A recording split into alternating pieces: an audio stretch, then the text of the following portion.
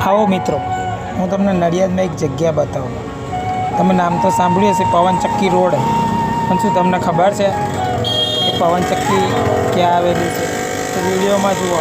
खोड़ियार गन्नाड़ा थी नीचे तो थोड़ा आगळ जाओ ने એટલે पवनचक्की देखाशे। તમે જોઈ શકો છો આ પવનચક્કી છે, બરાબર। આના ઉપરથી આનું નામ, આ સ્થળનું નામ ફાઇનલ કરવા।